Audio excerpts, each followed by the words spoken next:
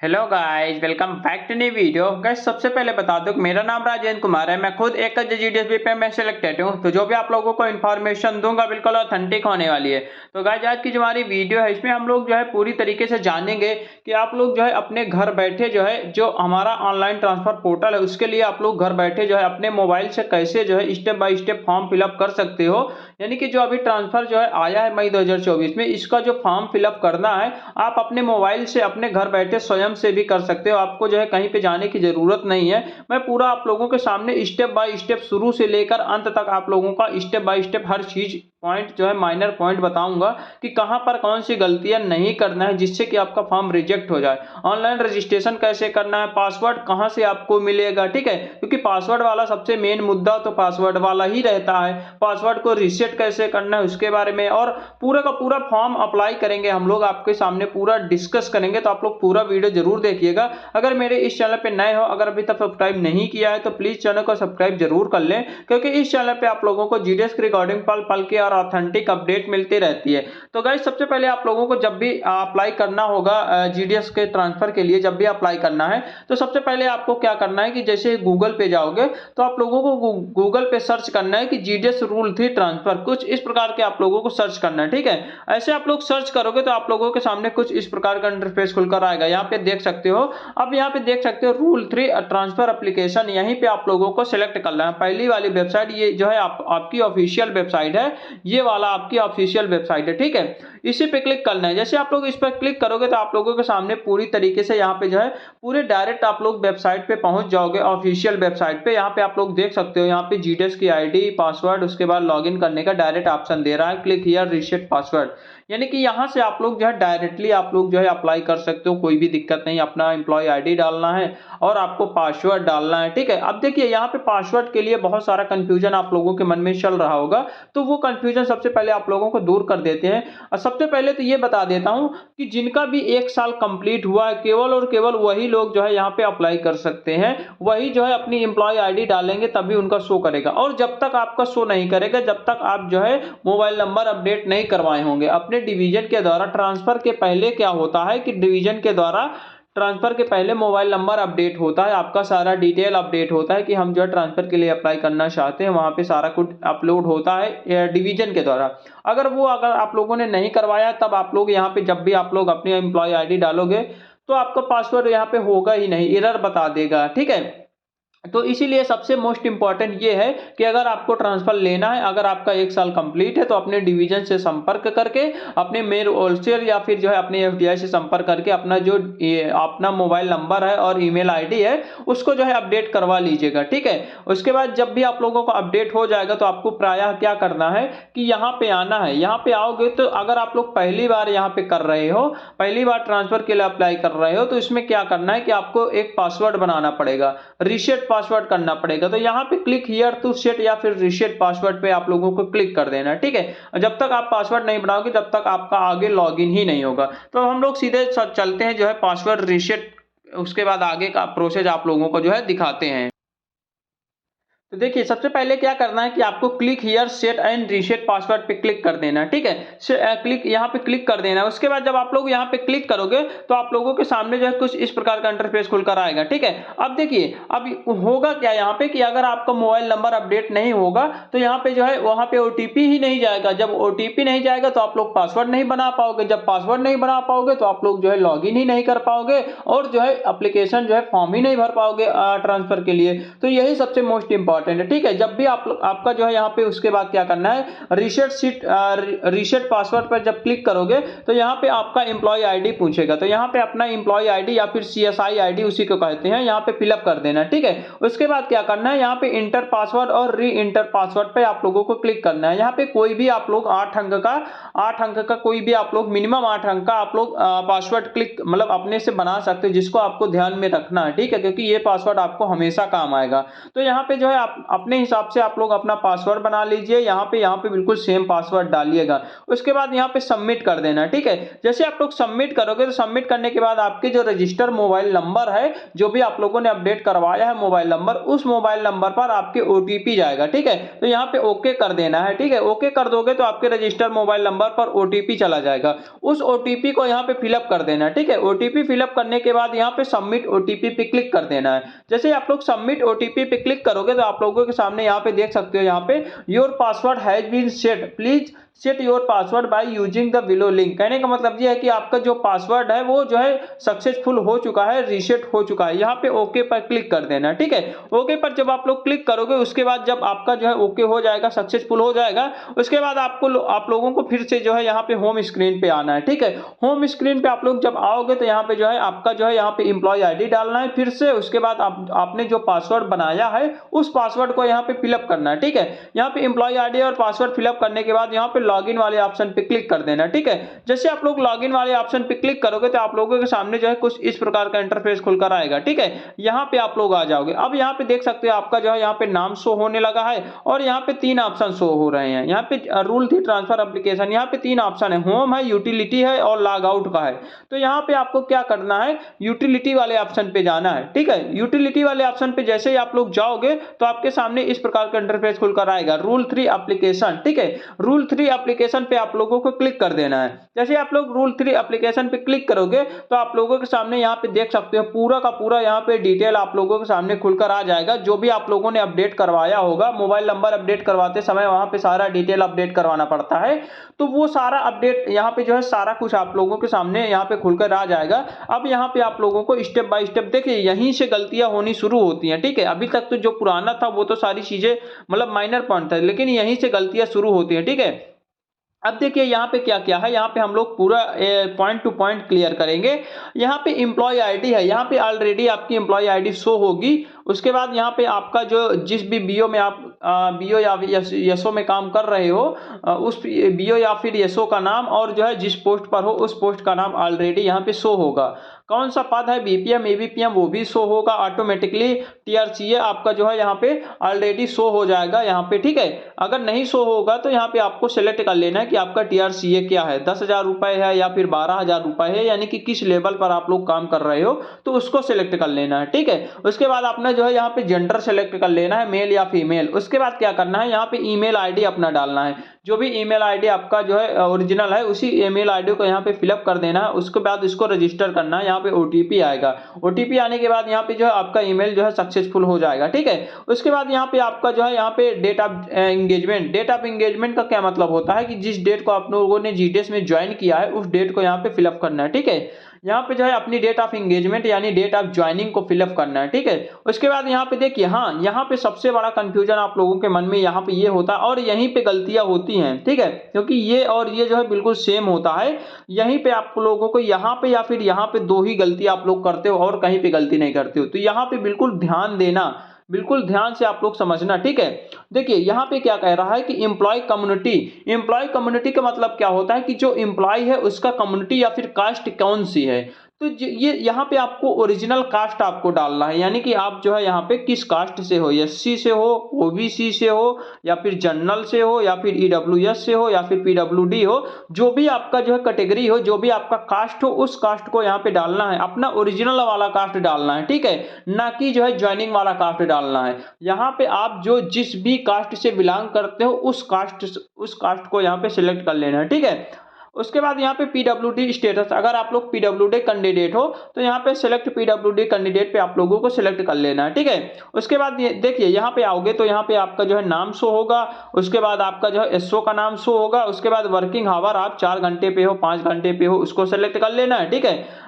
उसके बाद यहाँ पे अपना आधार नंबर डालना है, उसके बाद यहाँ पे अपना मोबाइल नंबर डालना है, उसके बाद यहाँ पे अपना डेट ऑफ बर्थ डालना है। उसके बाद यहाँ पे ये ऑटोमेटिकली दिखाएगा कि आपका जो है डिस्चार्ज कब होगी, यानी कि आपका रिटायरमेंट कब होगा। आपकी डेट ऑफ बर्थ से लगा के आपकी डेट ऑफ बर्थ से काउंट की जाती है। आपकी डेट ऑफ बर्थ जो भी होगा उससे जो है 65 साल, क्योंकि जीडीएस की नौकरी 65 साल की होती है, तो 65 साल उसमें जोड़ दिया जाएगा आपकी डेट ऑफ बर्थ में, सॉरी आपकी डेट ऑफ बर्थ के अकॉर्डिंग यहाँ पे काउंट किया जाएगा कि आपका 65 साल कब पूरा होता है, तो उसी के रिगार्डिंग यहाँ पे जो है वो ऑटोमेटिकली ले लेगा, ठीक है। उसके बाद सिलेक्ट अगेंस्ट कम्युनिटी, यहाँ पे हाँ यहीं पे आप लोग गलती करते हो, यहाँ पे आप लोग या फिर गलती करते हो या फिर यहाँ पे गलती करते हो या फिर आप लोगों को यहाँ पे गलती करते हो, ये वाले ऑप्शन पे, ठीक है। यहाँ पे दोनों दोनों चीजें मैं आप लोगों को प्योर जो है क्लियरली तरीके से आप लोगों को बता रहा हूँ। देखिए यहाँ पे आप लोगों का कह रहा है कि एम्प्लॉय कम्युनिटी, यानी कि आप जो एम्प्लॉय हो, जो भी एम्प्लॉय है उसका कम्युनिटी डालना। उसके बाद यहाँ पे डालना है कि सिलेक्टेड अगेंस्ट कम्युनिटी, कहने का मतलब ये है कि आप किस जो है कैटेगरी से आप लोगों ने जो है ज्वाइनिंग किया है, किस पोस्ट पर आप लोगों ने ज्वाइनिंग किया है। कहने का मतलब ये है, पूरी तरीके से मैं आप लोगों को हिंदी में ये समझा देता हूं कि आपकी जो ओरिजिनल जो कास्ट है या फिर कम्युनिटी है उसको आप लोगों को यहाँ पे फिलअप करना है। अगर आप एससी है तो एससी सिलेक्ट करना है, ओबीसी हो तो ओबीसी सिलेक्ट करना है, और अगर आप जनरल हो तो जनरल यहाँ पे सिलेक्ट कर लेना। उसके बाद यहाँ पे आप लोगों को ये सिलेक्ट करना है कि आपकी जो भी आपका सिलेक्शन हुआ है वो जो है किस मतलब कैटेगरी में हुआ है। अब देखिए मान लो कि कोई भी एससी एसटी कैंडिडेट है या फिर ओबीसी कैंडिडेट है, उसका जो सिलेक्शन है वो जो है जनरल में हुआ है। समझना, यहाँ पे कोई भी एससी एसटी ओबीसी कैंडिडेट है उसका सिलेक्शन मान लो कि जनरल कैटेगरी में हुआ है, तो वो यहाँ पे जनरल सेलेक्ट करेगा और यहाँ पे एससी ओबीसी जो भी है वो यहाँ पे सिलेक्ट करेगा, ठीक है। ये चीजें हैं, ये चीज आप लोग ध्यान देना, यहीं पे आप लोग गलती करोगे। तो कहने का मतलब ये है कि जिस पोस्ट पर आप लोगों ने सिलेक्शन लिया है, जिस पोस्ट पर ज्वाइनिंग लिया है, उस पोस्ट पर मतलब किस कैटेगरी की पोस्ट है, वो जनरल की पोस्ट थी या फिर एससी एसटी की पोस्ट थी या फिर ओबीसी की पोस्ट थी, तो उसको यहाँ पे सिलेक्ट कर लेना। ये चीज आप लोगों के समझ में आ गया होगा, ठीक है। अब यहाँ पे क्या करना है कि यहाँ पे प्रॉपर तरीके से नो कर देना है इस वाले ऑप्शन पे, ठीक है। यहाँ पे नो कर देना है। उसके बाद यहाँ पे क्या करना है कि नीचे आओगे आप लोग तो यहाँ पे दिखा रहा है कि अप्लाइंग ग्राउंड। अप्लाइंग ग्राउंड का मतलब यहाँ पे जब आप लोग सिलेक्ट करोगे तो यहाँ पे देखिए यहाँ पे 3 ऑप्शन होंगे, एक होगा आपका जनरल का होगा, एक होगा आपका पीडब्ल्यूडी का होगा, एक आपका होगा मैरिड वाला जो होता है। कहने का मतलब ये है कि इसमें एक्चुअली क्या होता है कि इसमें प्रायिकता के ऊपर डिपेंड करता है कि मान लो कि कोई भी अगर कोई भी मैरिड कैंडिडेट है, कोई भी मान लो पति पत्नी है जो कि एक दूसरे मतलब दूर रह रहे हैं, दोनों नौकरी कर रहे हैं, तो उनको प्रायिकता ज्यादा दी जाएगी कि उनको जो है पहले मतलब पहली प्रायिकता दी जाएगी, तो वहां पे आप लोगों को सिलेक्ट कर लेना है। अगर आपको शादी वगैरह नहीं हुई है, पीडब्ल्यूडी भी नहीं है, तो आप प्रॉपर तरीके से जनरल सेलेक्ट कर लेना है। अगर आप लोग पीडब्ल्यूडी कैंडिडेट हो तो यहाँ पे आप लोगों को पीडब्ल्यूडी सेलेक्ट करना है। अगर आप लोगों की मैरिड हो गई है अभी और आपकी जो वाइफ है वो जो है कहीं दूर रहती है या फिर हस्बैंड कहीं दूर रहते हैं जॉब की वजह से, तो उस वजह को आप लोगों को मैरिड वाले ऑप्शन पे क्लिक कर देना है, ठीक है। तो ये सारी चीजें थी, उसमें प्रायिकता आपको मिल जाती है कि आपको जो है जल्दी चांस हो जाता है सिलेक्शन का। उसके बाद यहाँ पे number of times rule 3 avail, कहने का मतलब ये है कि आप लोगों ने पिछली बार कितनी बार आप लोगों ने ट्रांसफर लिया है, ठीक है। तो उसको आप लोगों को यहाँ पे डालना है। अगर आप लोगों ने ट्रांसफर लिया है तो यहाँ पे जितनी बार, अगर एक बार ट्रांसफर लिया है तो एक बार, 2 बार लिया है तो 2 बार, ठीक है। अगर मान लो पहले से ले चुके हो, अगर कुछ भी नहीं लिया है अभी तक पहली बार है तो यहाँ पे कुछ भी नहीं सेलेक्ट कर लेना, यहाँ पे 0 कर देना है, ठीक है। लास्ट अवेल डेट, कहने का मतलब ये है कि अगर मान लो एक बार आप लोगों ने ट्रांसफर लिया है, इसमें जो है 1 सेलेक्ट कर लेना है। उसके बाद लास्ट अवेल डेट का मतलब है कि किस डेट पर आप लोगों ने लास्ट बार ट्रांसफर लिया, उस डेट को यहाँ पे सेलेक्ट कर लेना। अगर आप लोगों ने पहले से ट्रांसफर लिया है तो, अगर नहीं लिया है तो यहाँ पे खाली छोड़ देना है, इससे आप लोगों को कोई भी मतलब नहीं है, ठीक है। उसके बाद यहाँ पे वैलिडेट डिटेल पे क्लिक कर देना है, ठीक है। यहाँ पे वैलिडेट डिटेल पे आप लोगों को क्लिक कर देना है। जैसे आप लोग वैलिडेट डिटेल पे क्लिक करोगे उसके बाद आप लोगों के सामने जो है कुछ इस प्रकार का इंटरफेस खुलकर आएगा। अब यहाँ पे जो है चूज प्रेफरेंस का ऑप्शन खुलने लगा, यानी कि आपको जो है कहाँ कहाँ पे आपको जो है ट्रांसफर के लिए चूज करना है, किस किस पोस्ट को पोस्ट प्रेफरेंस पे रखना है, तो वहां पे आप लोगों को सिलेक्ट कर लेना है, ठीक है। सबसे पहले यहाँ पे सिलेक्ट करना है कि आप किस सर्कल में ट्रांसफर लेना चाहते हो। सर्कल का मतलब होता है आपका जो है स्टेट होता है, ठीक है, कि आप किस स्टेट में ट्रांसफर लेना चाहते हो, यूपी में, बिहार में, पंजाब में, हरियाणा में, जिस भी जो है स्टेट में आप सर्कल में ट्रांसफर लेना चाहते हो उस सर्कल को यहाँ पे सिलेक्ट कर लेना है, ठीक है। उसके बाद क्या है कि आपका डिवीजन को सिलेक्ट कर लेना है, जिस डिवीजन में आप ट्रांसफर लेना चाहते हो उस डिवीजन को आपको सिलेक्ट कर लेना है, या फिर डिस्ट्रिक्ट को सिलेक्ट कर लेना है जिस डिस्ट्रिक्ट में आपको ट्रांसफर लेना है, ठीक है। उसके बाद क्या है, तीसरा नंबर है ऑफिस, जिस ऑफिस में आपको सिलेक्शन लेना है। अब देखिए यहाँ पे दिखाएगा, जब भी आप लोग ट्रांसफर के लिए अप्लाई करोगे तो यहाँ पे आप लोगों को दिखाएगा कि जो है आप जैसे ही सर्कल सेलेक्ट करोगे उसके बाद डिवीजन सेलेक्ट करोगे उसके बाद ऑफिस वाले पे सेलेक्ट करोगे तो यहाँ पे दिखाएगा कि इस डिवीजन में इतनी सारी पोस्ट ट्रांसफर के लिए निकाली गई हैं। यहाँ पे सारी चीज एक एक पोस्ट यहाँ पे दिखाएगा, बीपीएम की, एबीपीएम, डाक सेवक, सब लाइन से दिखाएगा, ठीक है। तो उसमें जो भी आपको जो है सुटेबल लगती है, जहाँ पर भी आप ट्रांसफ़र लेना चाहते हो, जहाँ पर आपकी इच्छा है, तो वहाँ पे उस ऑफ़िस को आपको पोस्ट प्रेफ़रेंस डालना है, ठीक है? मान लो कि यहाँ पे पहली वाली ऑफ़िस है, उसको जो है आप लोगों ने सिलेक्ट कर लिया है, ठीक है? 1 नंबर पे उसको डाल दिया है, ठीक है? उसके बाद उसको ऐड प्रेफ़रेंस पे क्लिक कर देना है, तो वो प्रेफ़रेंस जो भी आप लोगों ने सिलेक्ट किया, वो ऐड हो जाएगी। इसी प्रकार आप लोग टोटल 10 प्रेफ़रेंस यहाँ पे सिलेक्ट कर सकते हो, ठीक है? मिनिमम 1 कर सकते हो, मैक्सिमम 10 कर सकते हो, ये चीज़ है। तो आप लोग चाहो तो एक ही सिलेक्ट करो, चाहो तो दसों सिलेक्ट कर लो, उससे आपको फ़र्क नहीं पड़ेगा। वो तो आपके जो है क्राइटेरिया के ऊपर डिपेंड करेगा कि आपका ट्रांसफ़र वहाँ पे होगा या फिर नहीं होगा। ठीक है? उसके बाद यहाँ पे आप लोग आओगे तो यहाँ पे हाँ, यहाँ पे देख सकते हो, यहाँ पे जैसे कि तेलंगाना सर्कल सेलेक्ट किया। तेलंगाना सर्कल का मतलब तेलंगाना स्टेट में। उसके बाद यहाँ पे मेडक एक डिवीज़न है, उस मेडक डिवीज़न को सेलेक्ट कर लिया। उसके बाद क्या होगा कि उस मेडक डिवीज़न में जितनी भी पोस्ट होंगी, इस पे ऑफिस वाले पे जाओगे तो यहाँ पे जैसे कि राम सागर बीओ बीपीएम की पोस्ट खाली है, ठीक है? तो यहाँ पे जो है यहाँ पे दिखाएगा, तो उसको अगर आप लोग यहाँ पे ट्रांसफर लेना चाहते हो, आपको यहाँ पे ट्रांसफर लेना चाहते हो, तो वहाँ पे आप लोगों को ऐड प्रेफरेंस पे क्लिक कर देना है, तो ये वाला प्रेफरेंस जो है ऐड हो जाएगा। यहाँ पे देख सकते हो, यहाँ पे ऐड हो गया। आप लोग चाहो तो इसको डिलीट भी कर सकते हो, ठीक है? सबमिट करने से पहले ही डिलीट कर सकते हो। अगर सबमिट हो गया तो उसके बाद डिलीट नहीं होगा, उसके बाद मॉडिफिकेशन होगा यानी करेक्शन होगा, ठीक है? तो यहाँ पे आप लोग अपने हिसाब से कर सकते हो, कोई भी दिक्कत नहीं है। ऐड प्रेफरेंस आप लोग मैक्सिमम 10 प्रेफरेंस डाल सकते हो। और देखिए एक चीज़ और यहाँ पे ये ध्यान देना कि जब भी यहाँ पे एप्लीकेशन फॉर्म स्टार्ट होता है, जैसे कि 21 मई से स्टार्ट हो रहा है ना, तो 21 मई को यहाँ पे स्टार्ट होगा, तो आप लोग एकाएक जो है इकट्ठा मत फॉर्म भर देना। यहाँ पे 1-2 दिन आपको वेट करना है, क्योंकि 27 तारीख तक डेट है। तो यहाँ पे क्या होता है ना, कभी-कभी कि जो है वैकेंसियाँ कुछ अपडेट नहीं होती हैं, और कुछ चीज़ें यहाँ पे ये होता है कि बीपीएम मान लो यहाँ दिया है, तो बीपीएम क्या पता कि लेवल 2 का बीपीएम हो, क्या पता कि एबीपीएम लेवल 2 की पोस्ट हो, तो इस वजह से आपका जो फॉर्म है वो जो है रिजेक्ट कर दिया जाता है। क्योंकि जब आपका सेम स्लैब नहीं होगा, जब आपका जैसे कि सेम स्लैब का मतलब ये होता है कि अगर आप लोगों ने 10,000 पे ज्वाइन किया है तो 10 ही हज़ार पे आपका ट्रांसफर होगा। अगर आप लोगों ने 12,000 स्लैब पे ज्वाइन किया है तो 12,000 पे ही होगा। अगर यहाँ पे आप लोगों ने गलती कर दी और पोस्ट प्रेफरेंस यहाँ पे दूसरा डाल दिया, तब आपका रिजेक्ट हो जाएगा, एक्सेप्ट ही नहीं होगा। ये चीज होता है। तो इसीलिए आप लोगों को क्या करना है कि 1 से 2 दिन आपको वेट करना है, उसके बाद आपका सारा यहाँ पे अपडेट हो जाएगा, सब कुछ अपडेट हो जाएगा। यहाँ पे कभी-कभी ये होता है कि इस डिवीजन में मान लो कि शुरू-शुरू जब अप्लाई करोगे 21 तारीख को, तो डिवीजन में मान लो 1, 2 ही 3 ही वैकेंसी दिखाएगा। उसके बाद 2-3 दिन बाद वहाँ पे अगर आप लोग देखोगे तो वहाँ पे जो है ढेर सारी वैकेंसी देखने को मिलेगी। तो उसको अपडेट होने में थोड़ा सा टाइम लग जाता है। इसीलिए आप लोग इतना जल्दीबाजी मत कीजिएगा, 2-3 दिन बाद आप लोग अप्लाई कीजिएगा। ठीक है? उसके बाद यहाँ पे जो है जो भी प्रेफरेंस आप लोग डालना चाहते हो वो प्रेफरेंस डाल के उसके बाद यहाँ पे सबमिट कर देना है। ठीक है?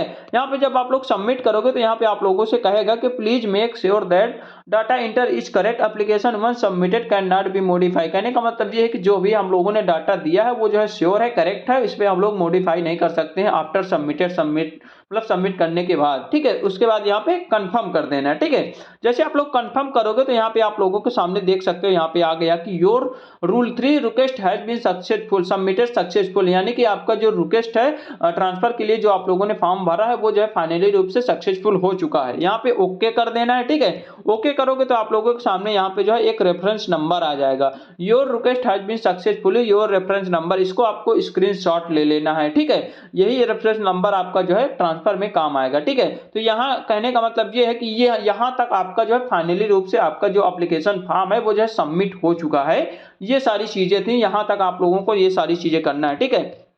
स्टेप बाय स्टेप मैंने आप लोगों को बताया है, थोड़ा सा वीडियो लंबा जरूर हो गया है। एक चीज और आप लोगों को यहाँ पे बता देता हूँ कि यहाँ पे देखिए, यहाँ पे नीचे नोट पॉइंट ये दिया गया है कि जिनका भी 1 साल कंप्लीट नहीं हुआ है या फिर उन्होंने जो है अपना मोबाइल नंबर अपडेट नहीं करवाया है, तो उनका जो है जब भी वो जो है एम्प्लॉय आईडी डालेंगे तो उनको एरर दिखाएगा। यहाँ पे देख सकते हो लिखा भी है, this situation arise when the attempt employee is not a GDS या फिर his या her ID detail not available in system, then they need to get their employee detail update through their home division. कहने का मतलब ये है कि अपना जो है सबसे पहले अपने जो होम डिवीजन है उस होम डिवीजन से, यानी कि जहां पर आपकी ज्वाइनिंग है उस डिवीजन से आपको क्या करना है कि अपना मोबाइल नंबर और ईमेल आईडी आपको वो एम्प्लॉय आईडी आपको वेरीफाई करवाना है, तभी आप लोग जो है वहां पे कर सकते हो। यहाँ पे मोबाइल नंबर का भी वही सीन दिया है कि अपने जो है अपने होम डिवीजन से आपका मोबाइल नंबर यहाँ पे वो होना चाहिए। ठीक है?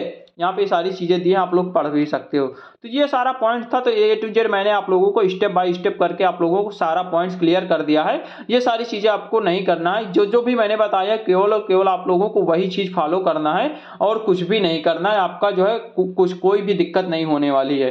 तो चलिए ठीक है, मिलते हैं एक नई वीडियो के साथ, तब तक के लिए बाय बाय, टेक केयर।